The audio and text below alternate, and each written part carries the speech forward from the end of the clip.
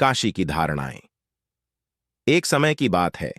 पवित्र गंगा नदी के किनारे बसे वाराणसी शहर में जीवन जीने वाली एक जवान महिला थी, जिनका नाम मीरा था।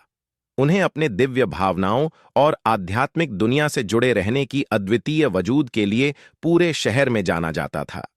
मीरा के दिन मंदिर में गुजरते थे, जहां वह प्रार्थनाएं करती थी और आत्मा को शांति प्राप्त करती थी। उनके शाम के समय कहानी सुनाने में व्यतीत होते थे। सूरज के समुंदर के नीचे डूबने के बाद सभी लोग वाराणसी के चारों ओर एकत्र हो जाते थे, उनकी कहानियों को सुनने के लिए बेताबी से। एक पूर्णिमा की रात, जब लाल किले के चांदनी रात के बादलों ने उनके चेहरे को रोशन किया, मीरा ने प्यार और किस्मत की कहानी को बुनने की शुरुआत की। वह एक युवक राज के बारे में बताने लगी, एक नौकायन जो पवित्र गंगा नदी को पार कराता था। राज का दिल गंगा की तरह विशाल था और उसकी आंखों में पीढ़ियों का ज्ञान था। एक निर्मम दिन, जब राज अपनी नौका को गंगा के तट पर लाया, उसने पानी पर क्रम्य बह रहे कमल के फूल को देखा। इसे खींचकर वह गंगा के दिव्य देन की पहचान करने के लिए अग्रसर हुआ।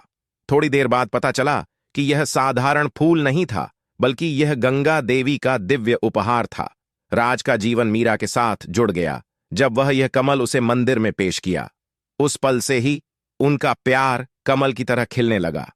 उनकी प्यार की कहानी कई चुनौतियों और कठिनाइयों का सामना करती रही, लेकिन उनका आदर्श दिव्य में उन्हें मजबूत बनाता रहा।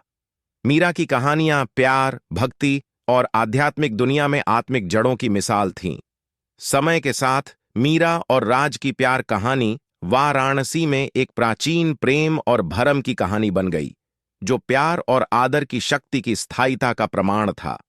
शहर के लोग मीरा की कहानियों को महत्वपूर्ण मानते थे और उनका नाम समय के साथ वाराणसी के इतिहास में एक ऐसे किस्से की तरह आज भी बचा हुआ है, जो गंगा के किनारे जीवन के तारीख, परंपरागत और आध्यात्मिक दुनिया के मिलने जुलने के टेप्स्ट्री की बारीक धागों को बुनते हैं।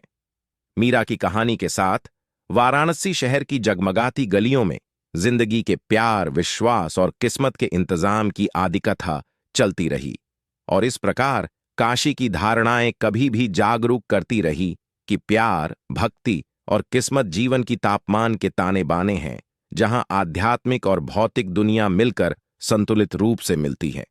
और ऐसा ही काशी की धारणाएं, जहां पवित्र और भौतिक दोनों मिलकर संगठित हैं, आगे बढ़ती रही।